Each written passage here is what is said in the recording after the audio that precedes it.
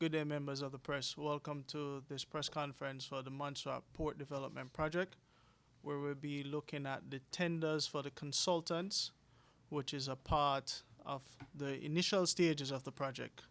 Today, we have representing the government, the Premier, Ms. Delmar Ryan, Mrs. Delmar Ryan, my apologies, and our Minister, Mr. Paul Lewis, and Minister of Housing, Lands, and the Environment, Mr. Osborne.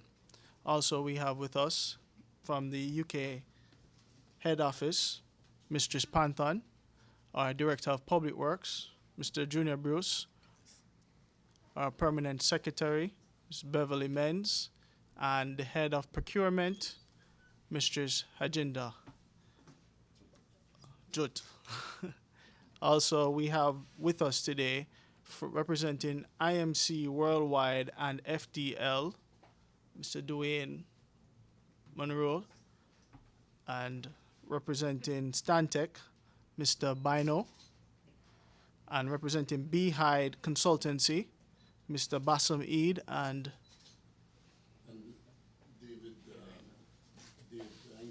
Dave Anglin, and representing Caribbean Coastal Service, Mr. Blacker. Right, okay, I got that pronounced correctly. Sorry? Yeah. There were supposed to be two other consultants. One opted not to participate, and the other completely stepped out of the race.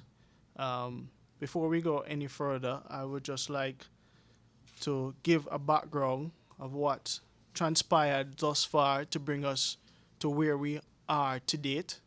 And from a Caribbean Development Bank project, the UK CIF project, Montserrat was awarded a grant funding towards the Montserrat Port Development Project.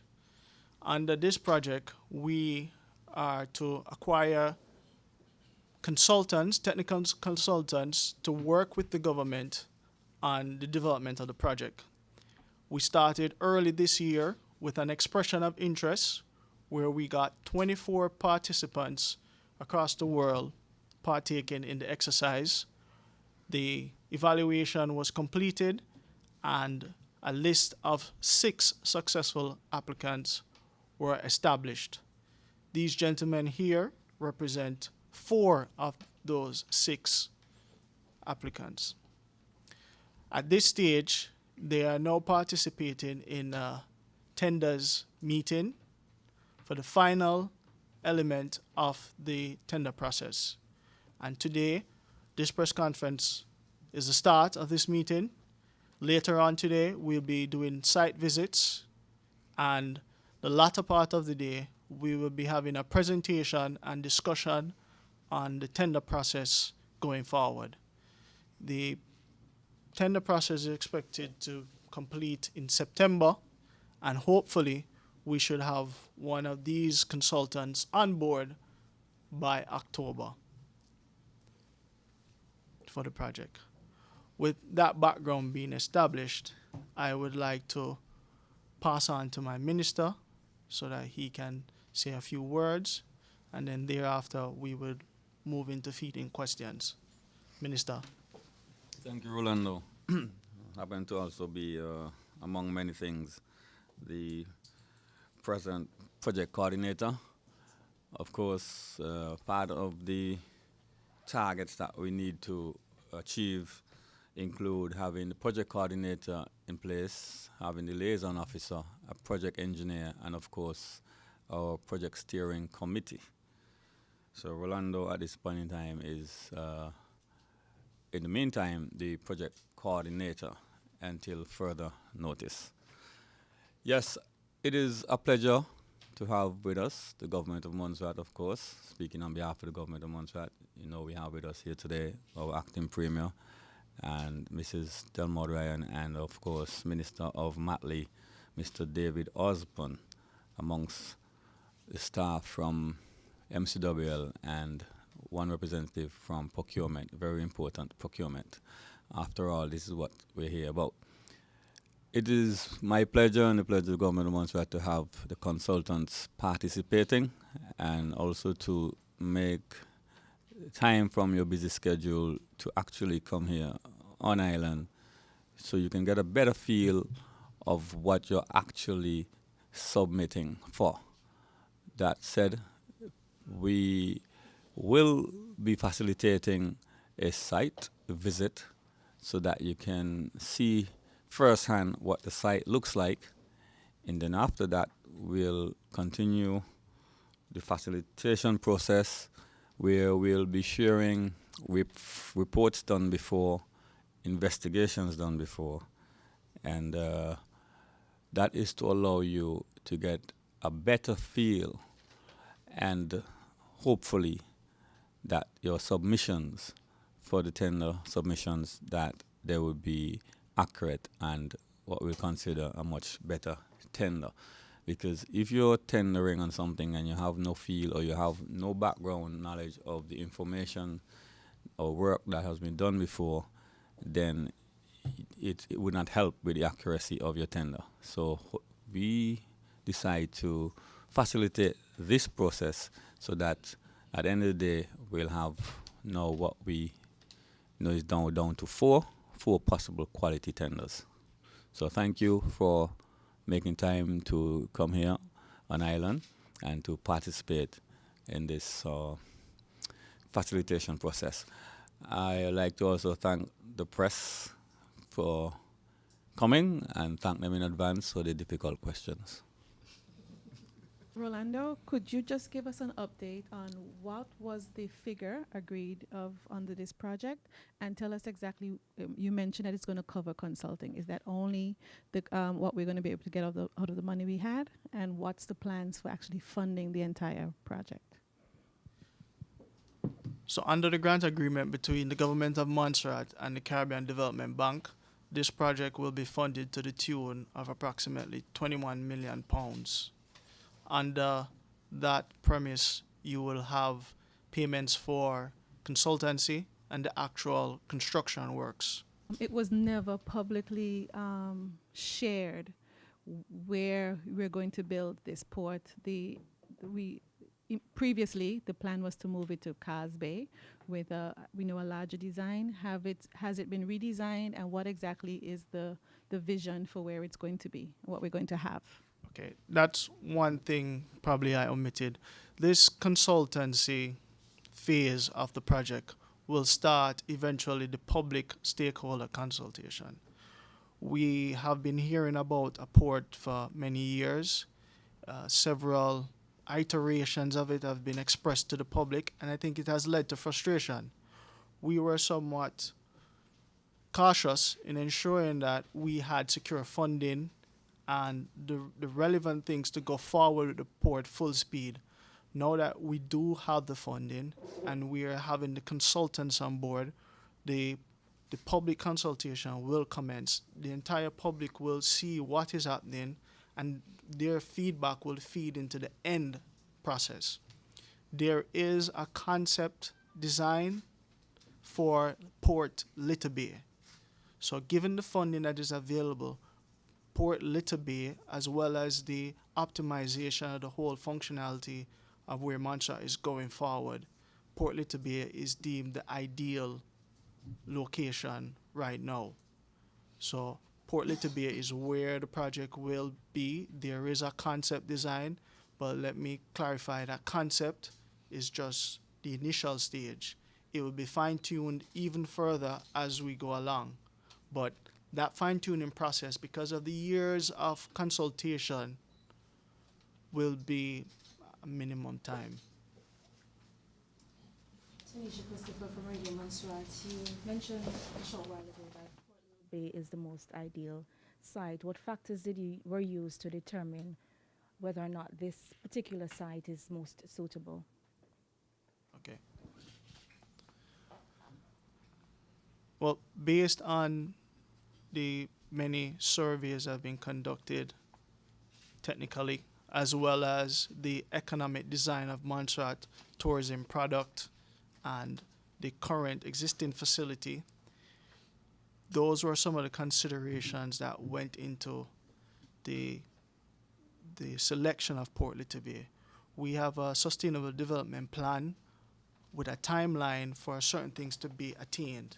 Looking at another alternative will span a longer time and derailing other processes of which the government wants to establish in tandem with that sustainable development plan. We still have the option where we have a two-bay facility for Montserrat. So developing Port Littleby does not eliminate the two-bay concept. It just fast-tracks Montserrat's other economic plans in a faster timeline. There were some environmental concerns surrounding that port being developed in Port Little Bay. How will these issues be addressed going forward, and have this been considered?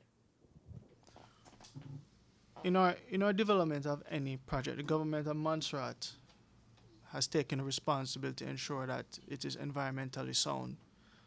And now we have taken on another initiative, which is climate resilience. And these gentlemen, the consultants, that forms a part of their consultancy. They will be doing environmental and social assessment studies, and likewise they'll be doing climate resilience studies. We have done environmental studies in the past for both Cars Bay and Little Bay, and all that documentation is readily available. It looks at what is trying to be achieved and mitigations to any possible risks that were identified. During the project implementations, these risks will be managed and they will be monitored. We have the Ministry of Environment, who is also playing a very active role in this project, and their environmental department will be monitoring both in the short term and the long term to ensure that Montserrat is protected. Thank you, Rolando. A little bit more details on what Tanisha asked, specifically the Bat Cave that's over there. What is going to happen to that? Will people still be able to access it in your vision for Port Little Bay? As it stands right now, as I said, the environmental impact study will speak to that, but we don't see it being a deterrent to the project. It's developing in a harmonious situation, the environment and structures, but I don't see it being any negative impact. What about the implications for actually building a much larger port at the area which has our most popular beach? You mentioned a two-bay concept. Are you thinking of more activity moving to a different location? What's the vision for how we're going to develop Little Bay and Marine Village and that whole tourism experience right next to a port? Well, yeah, that's part of the whole development consideration. As we said, in the same environmental study, we're very mindful of the beach activity, and it is taken into consideration. Currently, the traffics and what we're proposing to do, it's merely a protection of the bay, and it will allow more enhancement to the beach, because if you can recall, in times of storm or hard weather, the beach itself gets damaged. This breakwater will protect that beach, keep the sand, and ensure that sea bathers have a constant place for use. You mentioned the breakwater, and you said now the public is going to get to see what's happening. Could you give us an idea of what the new port, what are you looking at in terms of restructuring Port Little Bay? So the port already has landside facilities. It needs enhanced seaside facilities. Currently, we have a downtime between 30 to 35% of the working days of the port. This project will see the development of a breakwater, which is approximately 250 to 300 meters in length, with a berth. This berth will allow the docking of cruise ships and cargo ships in a much more safer environment, and it will also have a ro-ro facility to accommodate the current type of cargo transportation that's undertaken here in Montserrat. So it's more enhancing the seaside, but this is just module one, as we like to call it, of a modular development for the port going forward. Bennette Roach, the Montserrat Reporter. Follow up on the question that you had, just whispered in my ear. What size of vessels will the breakwater port facilitate? Okay. So as I said to you before, the question was asked, why Port Little Bay? This port is being developed in tandem with Montserrat economic development needs, tourism, cargo, and the necessaries. We are looking to reintroduce, which is already happening, cruise ships of a certain quality. So the vessels that we're looking to accommodate are 200 to 400 pax vessels with a higher level of income bracket versus those with the 5,000 and the 2,000. However, the berthing length and the draft of the facility can accommodate these large vessels, but that's not the target group for Montserrat right now. For Montserrat right now, we're looking more for the medium to high-end cruise shippers, and it will also more than adequately accommodate our current cargo requirements. I come from a situation, I'm older than probably everybody else here in the room, and has been much longer involved with this whole port situation, which goes back to 2007, 2008. And prior to that, a lot of studies were done with regards to, which I believe, according to what you just said a while ago, are still being facilitating the development of this port in Little Bay, because that was the original thought, until something came along and they decided that some study was done which decided that Cass Bay was indeed the best or the better of both locations. Well, I think it's kind of history now what happened to the Cass Bay situation. However, so I've sat in port discussions almost similar to this, both for the Little Bay situation, and the last discussion I sat involved with was in 2013, when we talked about the ongoing opportunities to get to Cass Bay.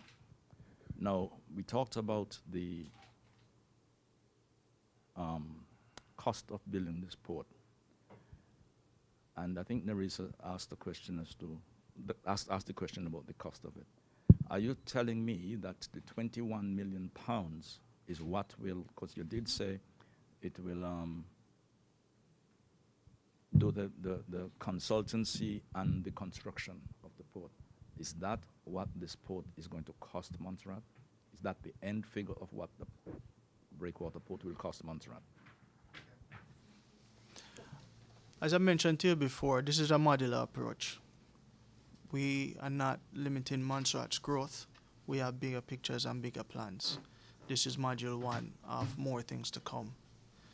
And that 21 million pounds, which is earmarked right now as one of the largest projects that Montserrat have ever seen thus far, I think it amasses about 88 million EC dollars, is representation of the breakwater combo and the Roro ramp that we discussed. It will see its completion to its entirety. It will ensure that this is done to its entirety. That module one will be done to its entirety. As you indicated, there has been historical talks about a port and variations of a port. Our ministry was reluctant in presenting information until we are sure that we can give the public what we're saying will happen. And now we are assured. We have the grant agreement in hand. Now we have the consultants coming on board. The next phase will be the contractors, and the other phase will be the actual construction. So now we are ready to move forward. We are ready to share the information and also receive input from the general public to shape this project. Shape the project. Yes. The project is already shaped. Well, okay, so is that why we have consultants? Because I was a little confused. We talked about consultants, Okay. and then we talked about people, tenders. Mhm. There are people here who are Yeah, let putting in- me clarify that. Yeah, go ahead. As I said earlier, we have a number of activities that must be completed before we could get into the actual construction of the port. One, establishing the port steering committee, which is a box tick. Two, the project coordinator, which is sitting next to me. That's another box tick. The project engineer, which is a box tick, and the project liaison officer, which is a box tick. One of the boxes that we need to tick that we haven't been able to tick as yet is to get the technical consultancy and supervision that you see here on the information that was sent to you. And in order for us to do that, instead of asking the consultants or prospective consultants to send in tenders, not knowing or not being familiar with the site, the process that's taking place here now is to invite the consultants to Montserrat. So there are no consultants on board. Who you see here today are prospective consultants. They are the ones that will be tendering for this job, the technical consultancy and supervision. So we are also mindful that we will not be getting into too much details in any specific lines on figures. We have our consultants here, and they will be tendering for this particular element of the job, which is the technical consultancy and supervision. Their role will be to, of course, it would include marine engineers, etc. And their role will be, or whoever wins, the role of that company would be to look at the reports and findings, the surveys that we had before, take a look at the site visit, and they will be helping us in terms of advising on the way forward with the port. That include also assisting us in our awareness with the public. Having said that, I do not want this to be confused either with the fact that there will be a design and build contractor who will come on board at a later stage. It means then that the successful consultant here today, well, eventually from those here today, will be assisting us with, say, the procurement documentation, etc., that will be finalized when we go to the next stage of tendering for the design and build contractor. So I hope that gives you some clarification. I'd like to add to that. So what the minister is saying, this is a fast track element. We are getting money from the Caribbean Development Bank, and as a bank, they have to have a protection mechanism. We also have to have a protection mechanism.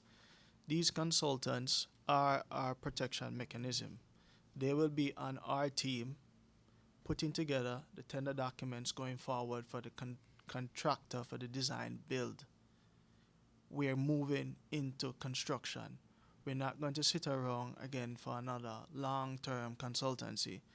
These guys are on our team, will be on our team to move into acquiring the contractor. They will be there supervising the works on a daily basis. So that is the purpose of this visit. Okay, so if I'm understanding in simple terms, because I tell you I was a little confused, in simple terms, the consultants will be tendering for the consultancy job. Yes. Okay, not for the not to do the port. And these consultants will then guide us, assist us yes, as to how to go forward and with the tender documents that you just. When you Right. mentioned For the that, that's when it began to make a little. Yes, Okay. and in terms of the tender documents, those are one or two few of the initial assignment that they would be required to deliver. But if you notice, he said and supervision. In other words, then once the once you have a successful design and build contractor on board, I can't supervise them. I have no clue. So then we require that consulting company to be our eyes and our ears in terms of ensuring that company that's successful is going down the right lines, so to speak. One minister I have to compliment about I can't supervise, I can't do this. It's not your function, I agree with you. Not my function. And the admission is wonderful. Not a lot of politicians are willing to admit that. Now, I think between Nerissa and Tanisha too, they asked about the EIA, which was a big thing in previous discussions and plans and so on going forward. Let's call it ESIA, because now we are the social aspect of it in it now. Indeed. Yeah. That's going to be done. That's still to be done. Well, yes, in terms of the gentlemen at the table, whoever wins will have a heavy load on their shoulders. So whoever don't win, you could still smile. Is that why perhaps that up to now then there's been no decision as to exactly the location of this breakwater, or that it has to be at a specific place? Well, that's a good question that you just answered yourself. I know you're a bright person, so I'm not surprised. And yes, it is, because obviously, as I said, we have concepts and we work with concepts.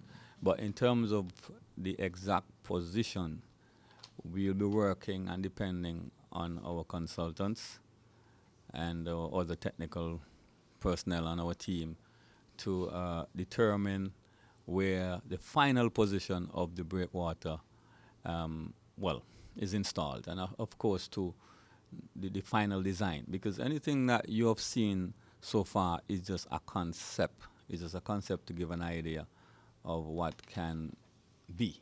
However, the final design may vary from the concept that's out there. Now, you talked about, Rolando probably did, about feedback. And to me, it seems to me that the feedback is coming from the back end rather than in the process, throughout the process. Because you're not looking for feedback, you're looking for criticisms at the end. The feedback should be coming. No, I'm not following, sorry. Okay, we talk about feedback. You're going to go to the public to get their feedback. That is when you've already designed the project, when you've already conceptualized it. At what stage is this feedback coming? So if you look on the design process at any project, there's a conceptual design, preliminary design, and then final designs. A concept is something that you go forward with to establish costing and simple parameters. It is still early stages. The stakeholder, which is the public, the general public is a stakeholder, at this time still has an opportunity to make their input. That is what will be fed from the ESIA. That's why it has the S, the social elements of it. And the climate resilient aspect of it would also speak to it. So there will be an element of going forward, speaking to fishermen, fisher folk, and see what input they have on the port and such necessaries. These consultants will take it into consideration, it will be packaged, and it will be presented to the design build contractor. So it is still early. What we were running from is going to the public and another concept and frustrating the public and not getting good feedback. Now that they are aware that funding is available, there's a team in place, and this would be the final iteration of the start. I think we will get better reception from the stakeholder consultation, and it will mean a better end product for Montserrat. Yeah, let me just say, design and build, we're not at that stage as yet. So I think the question, perhaps was assuming that we're at the design and build stage. So we're not waiting for the design and build stage to do the consultation. We're actually here pre that stage. And what we're saying, instead of as you know, politicians can speak well when they want to. Instead of I'm speaking off the top of my head to tell you what you want to hear, we're bringing in technical personnel to guide us and to provide accurate, so to speak, informed, from an informed position. So that when we speak to the public, if the public is asking questions that we may not be able to answer technical questions, we have our consultants on board. I'm sure we're not going to pay them handsomely. They cannot answer questions. Hopefully not. And therefore, that's why we pay them, so that what the minister cannot answer, what other person can answer, they should be able to answer. And that is where in the ASIA, you'll be surprised to know how much consultation would take place there. And also notwithstanding saying that the CDB staff, CDB have been here several times, and they have also conducted some consultations with a number of groups over a period of time leading up to this year. So the consultation have been ongoing. It's been done in groups, and even then, even though they have done their portion of it, CDB end, we will, as you see, the ESIA will also include the successful consultant in terms of being responsible for carrying out further consultations. And as I said again, that is before the design and build. We want to make sure that by the time it gets to the design and build stage, that persons will have already fed in their point of views into the process. Could you give us an idea of the timeline? You said by October you're hoping to have one of these consultants on board. Are there any timeline targets as related to being able to access the funds from CDB? And when do you think you are going to break ground or start on the actual construction, and your dream timeline for completion of it? Well, I think we moved from a dream to a more scientific approach. So we've already agreed on the funding with CDB. The government of Montserrat signed off with CDB, so the funding is secured as of April of this year. We are now moving to the consultants. They should be on board in October. We're hoping to have the design build contractors here in the first quarter, the second quarter of next year. And the program schedule indicates that we should have completion by 2020. 2020 meaning the end of 2020 or beginning of 2020? End of 2020, great. That's 2 years away. Okay, when we get our consultants on board and they said to you, guys, these things that you have here, $21 million isn't going to cut it. What's our fallback? We've gone beyond that. Oh, really? Okay. We've, as I said to you, we haven't shared this information because we wanted to dot our I's and cross our T's. We have brought in even earlier consultants under the CDB. They have looked at the costing. We ourselves have gone over the costing. We have brought in additional personnel to review the costing. It has been cost, rechecked, and recost so many times. We think we are in a secure ballpark figure. And yes, there are elements in a construction that might warrant changes, but there's also contingencies that are in place. As we said before, the details of funding will not be discussed in its entirety here, but we think we're somewhat secured. I was given that response when I asked a question just over a year ago. I'd asked a question about this funding issue, and what my mind was dealing with at the time was a figure of $23 million, pounds, excuse me, that was offered to us as an alternative to the then tossed aside Casby situation.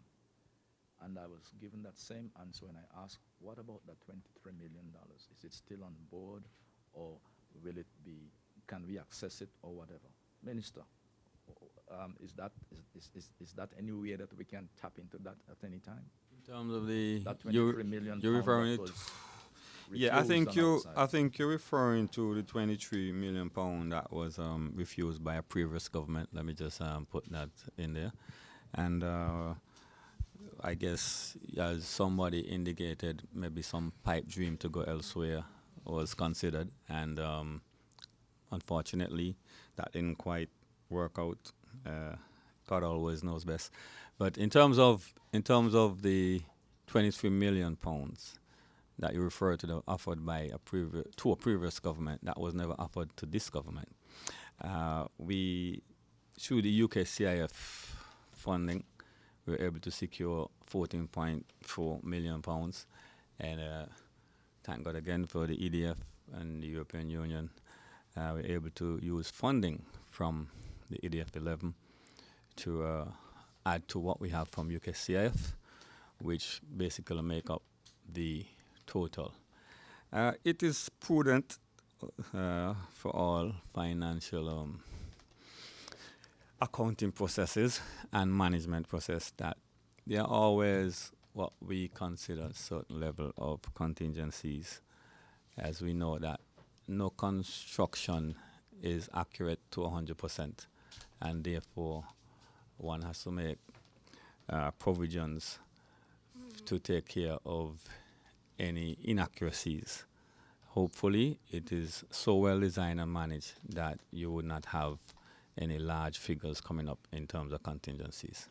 So I'm gathering somehow that so we talk about the UKCIF funds, that somewhere along the line, that 23 million was channeled through that. Well, I can't just make that well, assumption. let me say I wish it was, because then we'd have 22 million pounds plus what we are putting. No. So maybe this is a part of it then. No. I'm trying to understand. You see, Go ahead. maybe I'm getting into No. something that I probably shouldn't get into here. So maybe I'll leave. Okay, all right. Maybe I'll leave. Okay, I appreciate that.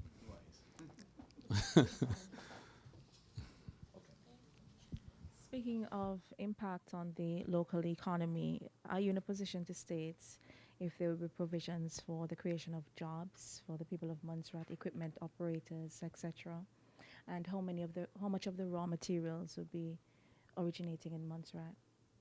In terms of jobs, naturally, construction of a port will require construction workers, and it's also natural that the company that wins will bring some initial, what they call their main staff, technical staff, but normally the majority of workers is from on island, and that in itself will create additional employment during the construction phase. Equipment, the type of equipment or trucking that I use, or the number I use locally, is normally dependent on the contractor negotiating with the private sector. And we have seen before that they have used some of their own equipment that they bring on island, and they have also used a number of equipment from local persons. In terms of the economy, we understand as it stands right now, we will see for ourselves how many times that we have cargo or container ships that are docked for a few days. At the end of the day, we are the ones who pay for the additional expense. And I know none of us here like to pay additional money if it's not necessary. Therefore, once this project is completed, we would not have that dilemma.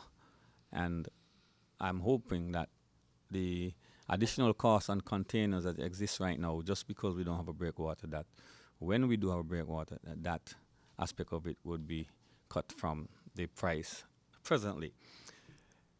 In terms of the cruise ships, I've seen myself where they have come and they've turned around because they're not able to dock.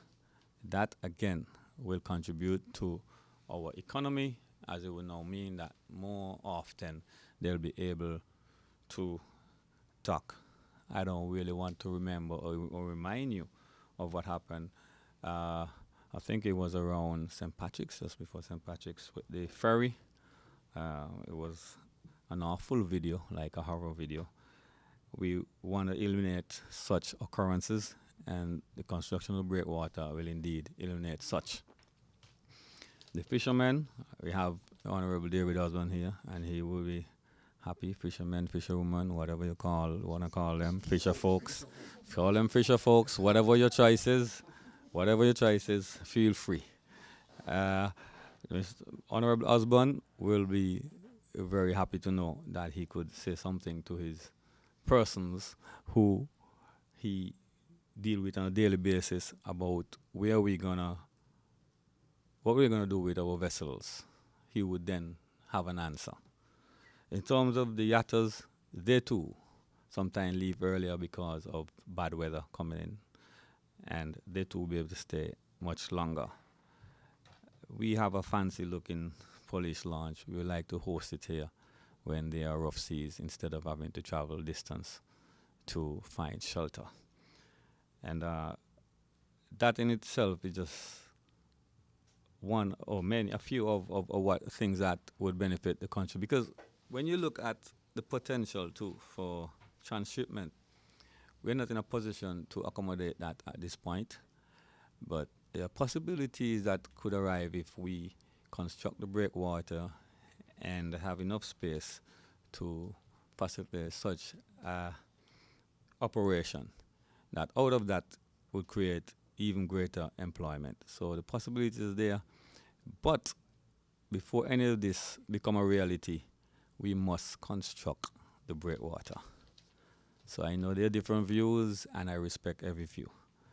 But I also know that the majority are for progress, and we are progressing. The raw materials being sourced here, yes, I believe that every effort will be made to source as much locally, and of course it will be in the interest of the contractor, because it would mean that it will cost the contractor less, and they would want to utilize the raw material as much as possible. So not only because it would benefit us here on island, but also it's in their benefit as well. I have a question. I know that we spoke about Little Bay and we spoke about Bat Cave, but does the breakwater would have any impact on Rendezvous?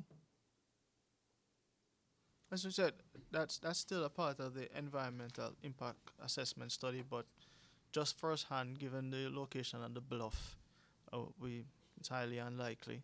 I mean, the port will probably just enhance it more because we have that protection shelter. So I don't see it having any negative impact. We also spoke about the timeline for the design and build process. You said that it starts sometime between the middle of 2019 and should be finished by 2020. During that space of time, based on where the current location of the port is and its need on island, is there any plans? What are the plans, the contingency mechanism to deal with?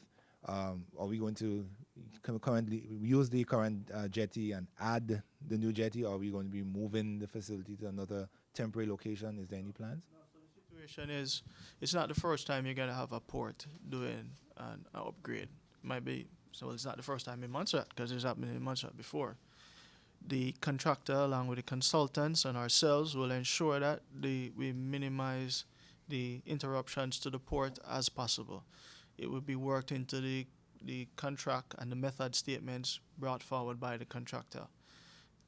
Development of an existing port is a practice that's happened all over the world. We're all professionals, both from the government standpoint, our consultants and our contractors. So it will be done in a professional manner. Final question. In terms, you said it's going to be done in a professional manner, but for most of us, we probably were not even aged when the development of the upgrading of the port facility was done. So I think they would have questions as to how that would impact, one, their livelihoods, how would that impact the island's economy and other areas of the island's development.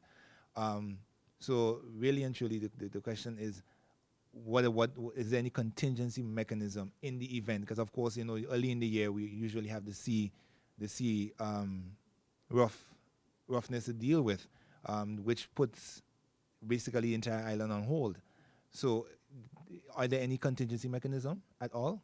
Yeah, so as we said, in the whole process of the construction, there will be contingency mechanisms put in place to minimize interruption to the port.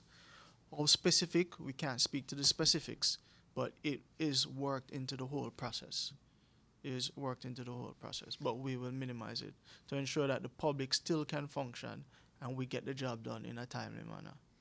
Obviously, Dwight, we'll be working closely with the port management because they're the one who will be scheduling. They will be scheduling the workload or activities for the ships that are docking, and they are a key part of our project steering committee. So they will be working closely with the consultants and with PWD in terms of how they would organize the operation of the port during the construction of the breakwater. I must commend Minister yourself and your ministry for constantly keeping the public aware as to the happenings in your ministry, and that must be commended. But is there any plans to keep this going throughout the entire stage of the project in the event that persons will have concerns or questions or queries? How will you plan to facilitate that through your ministry? And as well, with your ministry, be keeping regular updates with us, the members of the media? Yeah, actually, one of the targets that we had to tick, so to speak, the box that we had to tick, was the liaison officer who would be responsible going out into the communities to assist with the awareness process. And in terms of the general public, or if you say in terms of the radio communication, we will be doing that. It will be a continuous process. We just prefer to be doing more of that when we have our consultants on board that could guide the process and could answer a number of the technical questions. But indeed, yes, to answer your question, I think that you'll get even tired of us. You'll hear too much of it. I'd like to just take time out to say that the ministry and the government of Montserrat has been pushing hard, and we are here working for the people of Montserrat. My permanent secretary, she's adamant each day that we ensure that we look for the good and the benefit of Montserrat. And this project is just one of the results of the hard work of Ministry of Communication and Works and the government of Montserrat. And we are sure that the end product will be satisfactory towards the economic development of Montserrat. Thank you. I want to also give credit to the press because we did invite you and you're all here this morning, so you have every right to keep us on our feet, because if we had invited you and then you didn't show up, then it would have been my turn to keep you on your feet. So I want to thank you for showing up, and of course you play a great role in getting the information out there, because we could prepare the information, and yes, we might make a one-off submission on the radio, but unless it's repeated, unless it's in the printed media, unless it's in online, you would not reach the masses. So let me thank you for your role that you're playing. I mean, sometimes perhaps it's interpreted differently, but I think that your role is a critical part of the development of Montserrat and getting the information to the people. So I want to thank you as well for being here. Never mind the difficult questions. We just get sharper and sharper each time. Let me once again thank the consultants for coming, and of course, we want to thank the Premier Acting and the Minister of Matley for joining us here today and giving us the support today. We do appreciate it, and of course, we always have procurement on board, making sure that we are going along the right line where procurement is concerned. So, I mean, it's been a long morning sitting here in this chair for too long, so I would like to thank everybody and use the opportunity to wrap this up. Thank you.